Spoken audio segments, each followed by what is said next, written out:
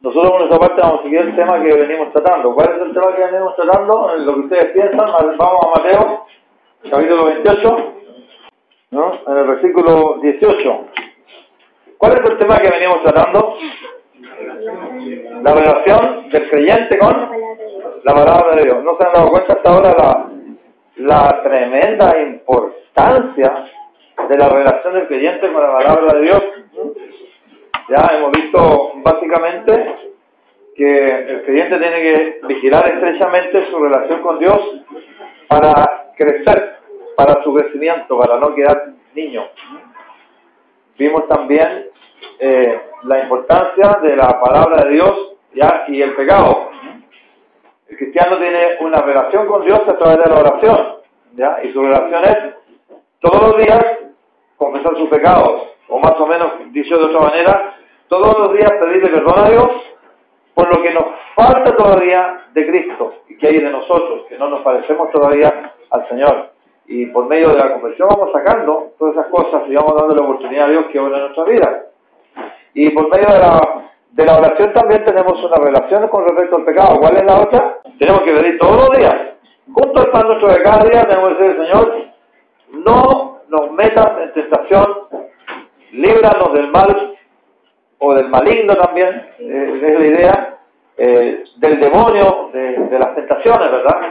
Y cuando nosotros no lo hacemos, hay algo mal dentro de nosotros, como quizás pensamos que nosotros sí podemos vencer las tentaciones por nosotros mismos.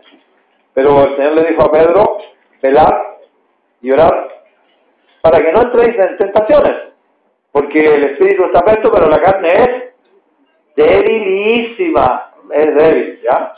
Entonces, pero estuvimos viendo más detenidamente nuestra relación con la palabra de Dios y el pecado.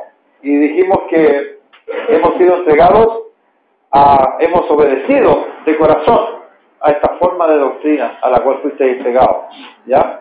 Y en base a lo que Jesucristo hizo con nosotros, podremos triunfar sobre el pecado, ¿ya? Meditando en la palabra de Dios, ¿ya? Que nuestro hombre viejo fue crucificado juntamente con Cristo. Y por una acción de fe, no de sentimientos, una acción de fe, nosotros podemos vencer el hombre viejo, dice, para que el hombre viejo sea destruido. Por eso que nosotros nos deberíamos, como dice el versículo 11 de Mateo 6, de Romanos 6, considerarnos muertos al pecado.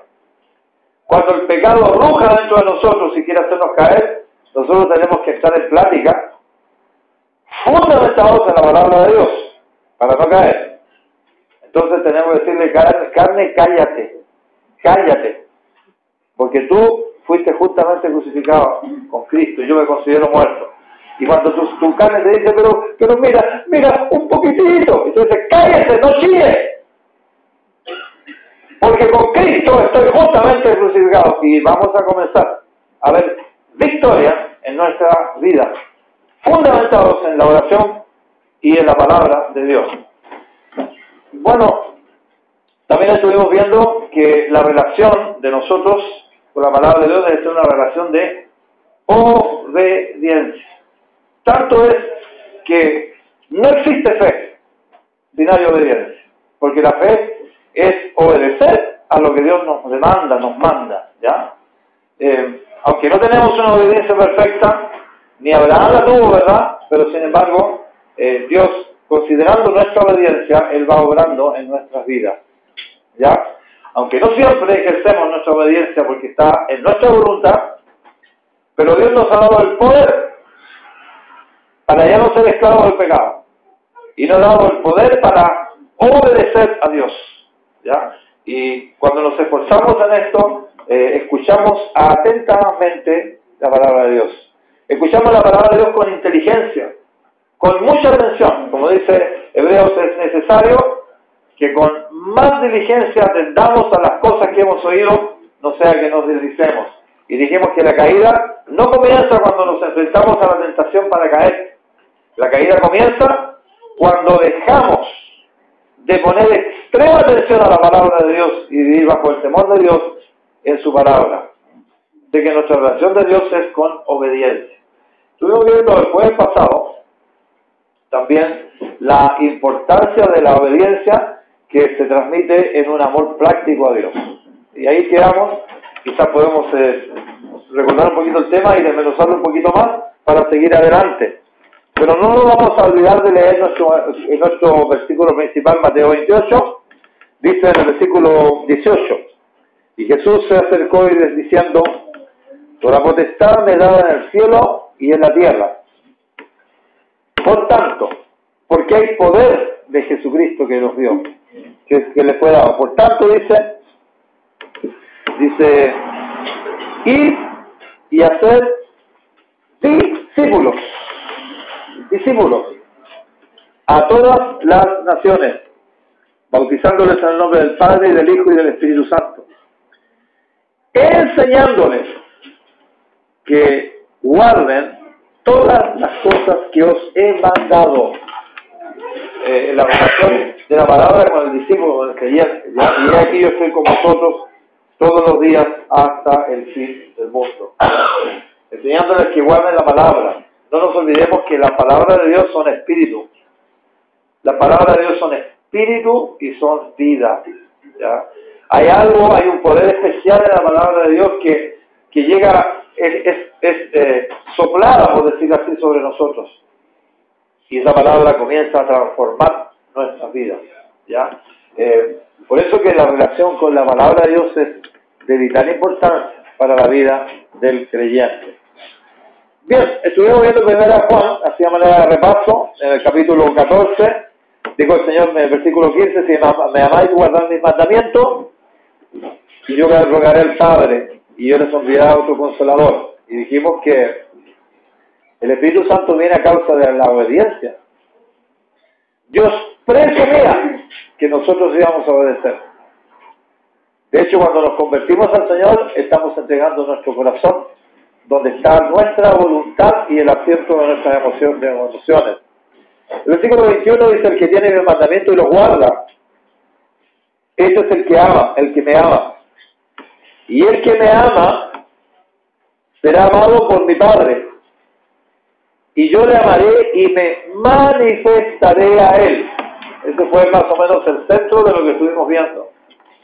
Y dijimos que a causa de la obediencia del creyente, es que el Señor Jesucristo se manifiesta en nuestra vida. Muéstreme usted una iglesia donde el Señor Jesucristo no se manifiesta. Muéstrame un cristiano donde la persona de Cristo no se manifiesta a través de su espíritu, dándole una vida de resurrección, una vida de triunfo, y yo te voy a mostrar un hermano que no ama al Señor. Un hermano que débilmente trata de obedecer algunos mandamientos. Y está perdiendo grandes bendiciones de Dios. ¿Ya? La manifestación del poder de Dios en la iglesia no es hacer grandes manifestaciones quizás de boca, de labio, cosas visibles. No. La manifestación de Jesucristo no depende ni siquiera de la alabanza. La manifestación de Dios en el pueblo de Dios depende de nuestra obediencia a Dios. Y de nuestro amor al Señor Jesucristo, si le amamos, guardamos sus mandamientos. Esto es muy importante. Más adelante, en el capítulo 15, hay un ciclo muy importante que no lo alcanzamos a ver. Repaso nuevamente el versículo 8. Dicen, esto es glorificado mi Padre, en que llevéis mucho fruto y seréis así mis discípulos. Y dijimos que el discípulo no es solamente una persona que escucha, sino que el discípulo, además de escuchar, obedece. Y además de obedecer, o como consecuencia de la obediencia, vive en alguna medida la palabra de Dios así como Cristo la vivió. Jesucristo es la palabra hecha carne. Él es el verbo hecho carne. ¿Ya? Es decir, toda su manifestación y su vida diaria era la palabra. Si yo tuviera que decir ¿con qué compararían la vida diaria del Señor cuando se levantaba, conversaba con discípulos, cuando iba a comprar? Yo diría, bueno, es la palabra de Dios en hechos. Es el verbo o la palabra eterna que se hizo carne. Y toda su vida, su caminar era manifestar el poder de esa palabra de Dios en su vida. Y en alguna medida, hermanos, nosotros además de admirar que el verbo se hizo carne, pensemos también que Jesucristo el verbo también se está haciendo carne en nosotros. Porque el fruto del Espíritu Santo es la vida del verbo, la vida de Cristo en nosotros. ¿Ya? Verso 9, como el Padre me ha amado, así también yo os he amado. Permanecer en mi amor. Fíjese el ciclo que hay. Verso 10. Si guardáis mis mandamientos, dice, ¿qué sucede? Bueno,